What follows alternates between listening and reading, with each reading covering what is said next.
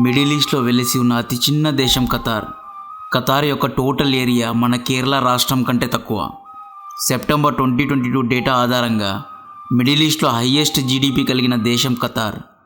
Liquefied natural గ్యాస్ను ఎగుమతి చేయడంలో ప్రపంచంలోనే ఆస్ట్రేలియా తర్వాత రెండో స్థానం ఖతార్ది. Japan, South Korea, China, India దేశాలు ఎక్కువగా ఖతార్ నుండి ఎల్ఎన్జీను ఇంపోర్ట్ చేసుకుంటారు. మొన్న జరిగిన రష్యా యుక్రెయిన్ యుద్ధం వల్ల న్యాచురల్ గ్యాస్ యొక్క రేట్ సమాంతం పెరగడం వల్ల ఆల్రెడీ రిచ్గా ఉన్న ఖతార్ దేశం కాస్త ఇంకా రిచెస్ట్గా మారింది. ఖతార్ రీసెంట్గా వార్తల్లో రావడానికి కారణం 2022 FIFA world cup. FIFA world cup కోసం ఖతార్ అక్షరాల $300 బిలియన్ ఖర్చు పెట్టింది. ఇండియన్ రూపీస్లో ఇది 24 లక్షల కోట్లు. సక్సెస్ఫుల్గా వరల్డ్ కప్ను నిర్వహించి ఫుట్బాల్ వరల్డ్ కప్ను నిర్వహించిన మొట్టమొదటి ఇస్లామిక్ దేశంగా ఖతార్ చరిత్రకెక్కింది. ఇంత రిచెస్ట్ కంట్రీ అయిన ఖతార్ ఒకప్పుడు చాలా పేద దేశంగా ఉండేది. కేజీఎఫ్ ఫిల్మ్లో మనం చూసాం, ఒక పేదవాడు ఉంటాడు, సడన్గా తనకి భూమి లోపల బంగారం దొరుకుతుంది. దాంతో ఆ కుర్రాడు ఓవర్ ద నైట్లో ప్రపంచానికి రాజై కూర్చుంటాడు. కేజీఎఫ్లో చూపించిందేమీ ఫిక్షనల్ స్టోరీ కాదండి. కేజీఎఫ్ స్టోరీ యొక్క మెయిన్ థీమ్ను పోలి ఉన్న నిజ జీవిత కథలు చాలానే ఉన్నాయి. అటువంటి వారిలో ఒకరు షేక్ హమాద్ బిన్ ఖలీఫా అల్ థానీ. ఈయన అప్పటి ఖతార్ దేశానికి రాజు.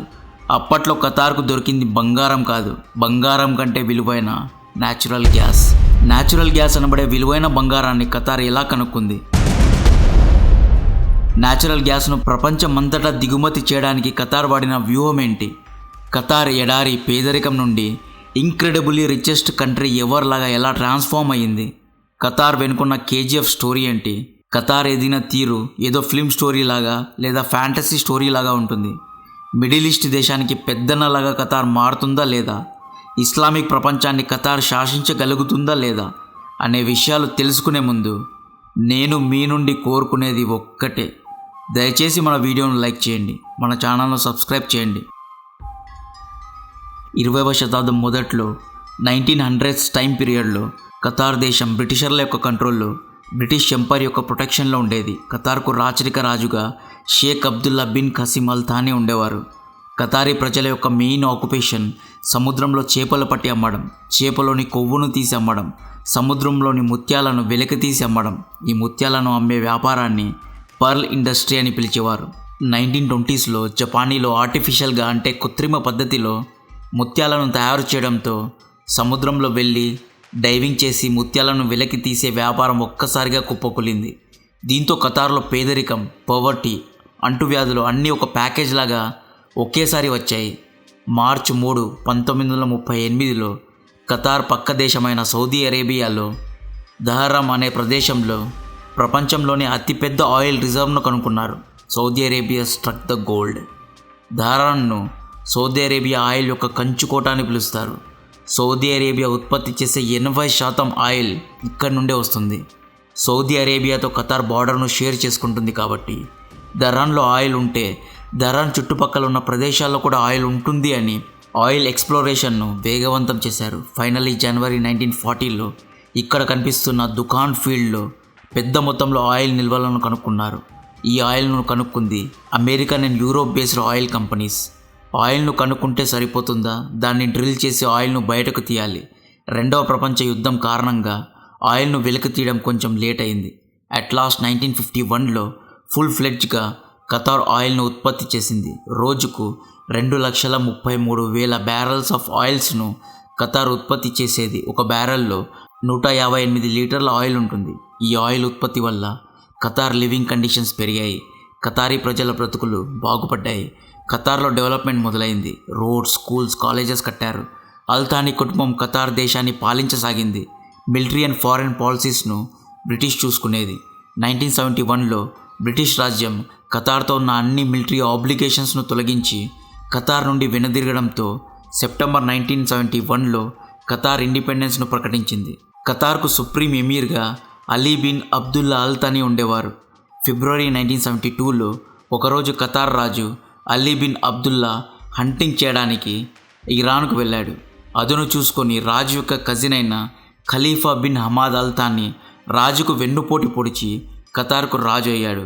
ఖలీఫా వెన్నుపోటు ఎందుకు పొడిచాడు అంటే వీళ్ళిద్దరూ ఒకే తండ్రికి వేరువేరు తల్లులకు పుట్టినవారు. రాజ్యం కోసం ఇంటర్నల్ పాలిటిక్స్ జరిగి అన్నా తమ్ముళ్ళు కొట్టుకున్నారు. వీళ్ళిద్దరి పేర్లు ఒకసారి చూడండి. గద్దె దిగిన రాజు పేరు Ali bin Abdullah bin Jassim bin Mohammed Al థానీ.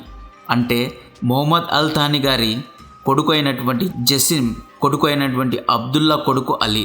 కొత్తగా గద్దెక్కిన రాజు పేరు చూడండి. Sheikh Khalifa bin Hamad bin Abdullah bin Jassim bin Mohammed Al Thani. అంటే మొహమ్మద్ అల్ థానీ యొక్క కొడుకైన జసిం కొడుకైన అబ్దుల్లా కొడుకు హమాద్ కొడుకు షేక్ ఖలీఫా అని.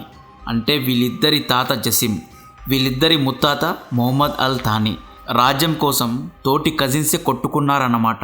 కొత్తగా వచ్చిన షేక్ ఖలీఫా బిన్ హమాద్ ఖతార్ను నెక్స్ట్ లెవెల్కు తీసుకెళ్లారు. రాజ కుటుంబీకుల యొక్క విచ్చలవిడి ఖర్చులను తగ్గించారు. హెల్త్, ఎడ్యుకేషన్, సోషల్ ప్రోగ్రాం కోసం అవసరమయ్యే ఖర్చులను పెంచారు. 1971లో ఖతార్ సముద్ర తీరంలో ప్రపంచంలోనే అతిపెద్ద న్యాచురల్ గ్యాస్ సహజ వాయువు యొక్క నిల్వలను కనుక్కుంది. ఈ గ్యాస్ ఫీల్డ్ను నార్త్ గ్యాస్ ఫీల్డ్ అని, సౌత్ గ్యాస్ ఫీల్డ్ అని అంటారు. నార్త్ గ్యాస్ ఫీల్డ్లో న్యాచురల్ గ్యాస్ను ఎక్స్ప్లోర్ చేసే పూర్తి హక్కులు ఖతార్కు దొరికితే, south region gas field Iran యొక్క ఎక్స్క్లూజివ్ ఎకనామిక్ జోన్లో రావడం వల్ల సౌత్ రీజియన్ యొక్క హక్కులు ఇరాన్కు దొరికాయి. బట్ 1970స్లో న్యాచురల్ గ్యాస్కు ఆయిల్ లేదా పెట్రోలియంకు ఉన్నంత డిమాండ్ ఉండేది కాదు. న్యాచురల్ గ్యాస్ను ఎక్కువగా వాడే దేశాలు జపాన్, సౌత్ కొరియా, చైనా దేశాలు. కానీ ఖతార్ నుండి ఈ దేశాలకు న్యాచురల్ గ్యాస్ను షిప్ల ద్వారా ట్రాన్స్పోర్ట్ చేయలేరు. అప్పట్లో న్యాచురల్ గ్యాస్ను పైప్లైన్స్ ద్వారానే సరఫరా చేసేవారు. ఖతార్ నుండి సౌత్ కొరియా, జపాన్ వరకు పైప్లైన్స్ వేస్తే ఖతార్ ఒత్తులు ఆరిపోవడం ఖాయం. సో నార్త్ రీజియన్లో ఉన్న న్యాచురల్ గ్యాస్ నిల్వలను ఎక్స్ప్లోర్ చేయకుండానే అలాగే వదిలేసింది ఖతార్. 1980స్లో ఆయిల్ ప్రైసెస్ డిక్లైన్ అయ్యాయి. 1989లో ఖతార్ యొక్క ఫోకస్ మళ్ళీ నార్త్ రీజియన్ వద్ద ఉన్న న్యాచురల్ గ్యాస్ మీద పడింది. బట్ గ్యాస్ ప్రొడక్షన్ స్లోగానే జరిగేది. 1996లో ఖతార్ చరిత్రలో పెద్ద ట్విస్ట్ వచ్చింది. 1996లో ఖతార్ రాజు అమీర్ ఖలీఫా బిన్ హమాద్ విహారయాత్ర చేయడానికి స్విట్జర్లాండ్కు వెళ్ళాడు. అదును చూసుకొని రాజు కొడుకే తండ్రి యొక్క గద్దెను కొట్టేశాడు. కొత్తగా గద్దె ఎక్కిన కొడుకు పేరు షేక్ హమాద్ బిన్ ఖలీఫా అల్ థానీ. కొత్త రాజు షేక్ హమాద్ యొక్క విజన్ నెక్స్ట్ లెవెల్లో ఉండేది. కొత్త రాజు నార్త్ రీజియన్లో న్యాచురల్ గ్యాస్ వల్ల ఫ్యూచర్లో మంచి లాభాలు రాగలవు అని నమ్మాడు. న్యాచురల్ గ్యాస్ను షిప్ల ద్వారా ట్రాన్స్పోర్ట్ చేయాలి అంటే మొదటగా న్యాచురల్ గ్యాస్ను లిక్విడ్ రూపంలో మార్చాలి. లిక్విడ్ రూపంలో మారిస్తే న్యాచురల్ గ్యాస్ యొక్క వాల్యూమ్ తగ్గుతుంది. ట్యాంక్స్లో లిక్విడ్ను ఫిల్ చేసి దాన్ని షిప్స్ ద్వారా ట్రాన్స్పోర్ట్ చేయొచ్చు అనే బ్రిలియంట్ ఐడియా వేశాడు. న్యాచురల్ గ్యాస్ను లిక్విడ్ రూపంలో మార్చే టెక్నాలజీ పేరు లిక్విఫాక్షన్. ఈ టెక్నాలజీలో న్యాచురల్ గ్యాస్ను -161 డిగ్రీ సెల్సియస్లో కూల్ చేస్తారు. ఇలా చేయడం వల్ల న్యాచురల్ గ్యాస్ లిక్విడ్ లాగా లేదా ఆయిల్ లాగా మారుతుంది. న్యాచురల్ గ్యాస్ యొక్క వాల్యూమ్ అదే పరిమాణం 600 రెట్లు తగ్గుతుంది. ఈ లిక్విడ్ను ట్యాంక్స్లో ఫిల్ చేసి షిప్స్ ద్వారా సముద్ర మార్గం గుండా south Korea, Japan, China, India దేశాలకు సరఫరా చేయసాగారు. మొదట్లో లిక్విఫాక్షన్ చేయడానికి చాలా డబ్బులు ఖర్చు అయ్యేవి. కానీ ఖతార్ రాజు షేక్ హమాద్ లిక్విఫాక్షన్ టెక్నాలజీ యొక్క ఇన్నోవేషన్ మీద చాలా డబ్బులు ఖర్చు పెట్టారు. ఈవెన్చువల్లీ లిక్విఫాక్షన్ పద్ధతి యొక్క ఖర్చు కూడా తగ్గసాగింది. దీని తర్వాత ఖతార్ వెనక్కి తిరిగి చూసుకోలేదు. ప్రపంచ నలుమూలల్లో న్యాచురల్ గ్యాస్ను అమ్ముకుంటూ పోయింది. ప్రపంచంలోని one of the largest natural gas ఉత్పత్తి చేసే దేశంగా ఎదిగింది. రష్యా, ఆస్ట్రేలియా, యుఎస్కు గట్టిగా కాంపిటీషన్ ఇచ్చింది. ఎప్పుడైతే ఒక దేశం ఆర్థికంగా అభివృద్ధి చెందుతుందో అప్పుడు మిలిటరీ పరంగా కూడా అభివృద్ధి చెందాలి. ఖతార్ యొక్క ఆయిల్ అండ్ గ్యాస్ ఫీల్డ్స్ను ప్రొటెక్ట్ చేయడానికి స్ట్రాంగ్ మిలిటరీ ఉండాలి అని భావించి ఖతార్ అమెరికాతో మిలిటరీ ఒప్పందాన్ని చేసుకుంది. ఖతార్ యొక్క ఆయిల్ ఫీల్డ్స్ను ప్రొటెక్ట్ చేసే బాధ్యతలు అమెరికాకు ఇచ్చింది. 1996లో అమెరికా ఖతార్లో అల్ ఉద్దీన్ అనబడే మిలిటరీ బేస్ను కట్టింది. ఈ అల్ ఉద్దీన్ అనేది మిడిల్ ఈస్ట్ దేశాల్లోనే అతిపెద్ద ఎయిర్ బేస్. 1990స్లో ఇరాక్ కువైట్ను ఆక్రమించింది. ఇరాన్తో ఇరాక్కు శత్రుత్వం ఉండేది. ఇరాక్ ఖతార్ను ఆక్రమించకుండా ఉండటానికి అమెరికా మిలిటరీ బేస్ ఒక రకంగా ఖతార్కు ఉపయోగపడింది. ఖతార్ రాజు ఎకానమీ మిలిటరీ పవర్తో సరిపెట్టుకోలేదు. ఆయిల్ అండ్ గ్యాస్ ద్వారా వచ్చే ఆదాయం శాశ్వతం కాదు అని రాజు గ్రహించారు. ఆయిల్ అండ్ గ్యాస్ వల్ల వచ్చే ఆదాయం పైన దేశం ఆధారపడకూడదు. గ్యాస్ను అమ్మడం ద్వారా వచ్చిన ప్రాఫిట్స్ను వేరు చోట్ల ఇన్వెస్ట్ చేయాలి అనుకున్నాడు. ఆయిల్ అండ్ గ్యాస్ యొక్క ఆదాయం పైన ఆధారపడకుండా తమ యొక్క ఎకానమీను డైవర్సిఫై చేయాలి అనుకున్నాడు. టు బి వెరీ హానెస్ట్, ఇది చాలా గొప్ప ఆలోచన. ఖతార్ ఇన్వెస్ట్మెంట్ అథారిటీ అనే ఒక గవర్నమెంట్ ఫండ్ సంస్థను స్థాపించి తమ యొక్క లాభాన్ని యూరో, ఫ్రాన్స్ యొక్క రియల్ ఎస్టేట్లో ఇన్వెస్ట్ చేశారు. లండన్ యొక్క హాత్రో ఎయిర్పోర్ట్లో ఖతార్కు 20% స్టేక్స్ ఉన్నాయి. బ్రిటిష్ ఎయిర్వేస్లో ఖతార్కు 25% స్టేక్స్ ఉన్నాయి. యూకే యొక్క బ్రాండెడ్ హ్యారోడ్ స్టోర్లో కూడా ఖతార్కు 17% స్టేక్స్ ఉన్నాయి. ఇలా ఖతార్ ఇన్వెస్ట్మెంట్ అథారిటీ యొక్క total value as on today $427 billion అంటే ఇండియన్ రూపీస్లో ఇది 35 లక్షల కోట్లు ఉంటుంది.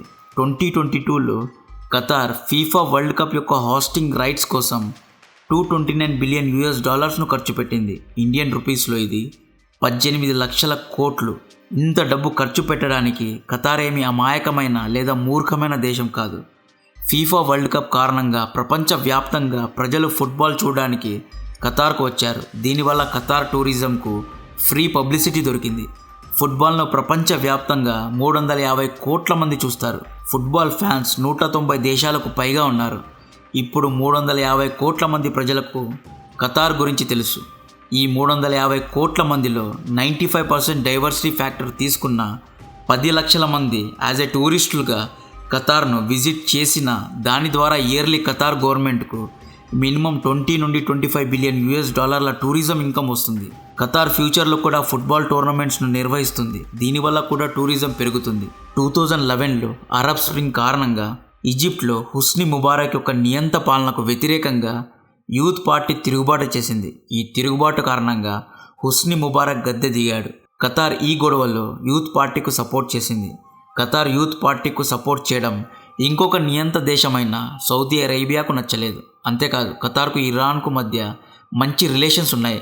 ఖతార్ ఇరాన్తో ఫ్రెండ్లీగా ఉండడం ఇరాన్కు శత్రువైన సౌదీ అరేబియాకు నచ్చలేదు. అలాగే ఖతార్ ఉగ్రవాద సంస్థలకు ఫండ్ చేస్తోంది అని ఆరోపిస్తూ జూన్ 2017లో ఇస్లామిక్ దేశాలైన Saudi Arabia, UAE, Yemen, Egypt, Maldives and Bahrain దేశాలు ఖతార్తో ట్రేడ్ అండ్ డిప్లొమాటిక్ టైస్ను కట్ చేశారు. ఖతార్ను ఐసోలేట్ చేశారు. అయినా కూడా ఖతార్ గట్టిగానే నిలబడింది. ఖతార్ తన ఎకానమీను, తన ఫ్రెండ్స్ను అప్పటికే డైవర్సిఫై చేసుకుంది. ఖతార్కు హెల్ప్గా టర్కీ, ఇరాన్, ఒమాన్ దేశాలు నిలబడ్డాయి. జూన్ 2021లో సౌదీ అరేబియా ఖతార్తో ఉన్న అన్ని ఇష్యూస్ను రిజాల్వ్ చేసుకుంది. ఈ 2017 బ్లాకెట్ గురించి చెప్పడానికి కారణం, ఒక దేశం పవర్ఫుల్ ఎప్పుడవుతుంది అంటే నీపైన ఎన్ని ఆంక్షలు విధించినా నిలబడే సత్తా నీకుండాలి. సౌదీ అరేబియా ఆంక్షలు విధించింది అని కాళ్ళ బేరానికి ఖతార్ రాలేదు. ఖతార్ క్లియర్ కట్గా మిడిల్ ఈస్ట్ అండ్ ఇస్లామిక్ దేశాలను నేను శాసిస్తానే సందేశాన్ని సౌదీ అరేబియాకు ఇచ్చింది. ఇప్పుడు జరుగుతున్న రష్యా యుక్రెయిన్ యుద్ధం కారణంగా న్యాచురల్ గ్యాస్ ధరలు అమాంతం పెరగడం వల్ల ఖతార్ $1 బిలియన్ లాభాన్ని చూసింది. 2022లో లార్జెస్ట్ న్యాచురల్ గ్యాస్ ప్రొడ్యూస్ చేసి ఎక్స్పోర్ట్ చేసిన దేశాల యొక్క జాబితాలో ఖతార్ 2వ స్థానంలో ఉంది. ప్రజెంట్ డేలో ఖతార్ జీడిపి పరంగా మిడిల్ ఈస్ట్ దేశాలలో మొదటి స్థానంలో ఉంది. So Qatar liquefied natural gas produce చేయడంతో పాటు తమ యొక్క ప్రాఫిట్స్ను వేరు చోట్ల ఇన్వెస్ట్ చేసింది. తమ యొక్క ఎకానమీను డైవర్సిఫై చేసుకుంది. టూరిజంను డెవలప్ చేసింది. ఫుట్బాల్ హోస్ట్ చేయగలిగే మొట్టమొదటి ఇస్లామిక్ దేశంగా ఇంటర్నేషనల్ ఫుట్బాల్ మ్యాచెస్ను నిర్వహించడానికి కావాల్సిన ఇన్ఫ్రాస్ట్రక్చర్ను ఈవెన్చువల్లీ డెవలప్ చేసుకుంది. America, Russia, India, Turkey, Iran, Saudi Arabia, Europe, Japan, South Korea వంటి వేరు దేశాలతో పొత్తులు పెట్టుకుంది. కాబట్టి ఖతార్ కలకాలం ధనిక దేశంగా ఉండగలుగుతుంది అని ఎక్స్పర్ట్ చెబుతున్నారు. అలాగే అతి త్వరలోనే ఖతార్ మిడిల్ ఈస్ట్ దేశాలకు పెద్దన్నయ్యే అవకాశం ఉంది అని పైన వివరించిన అనాలసిస్ ద్వారా తెలుస్తుంది. కంటెంట్ నచ్చితే వీడియోను లైక్ చేయండి, ఛానల్ను సబ్స్క్రైబ్ చేసి అందరికీ షేర్ చేయండి. జై హింద్.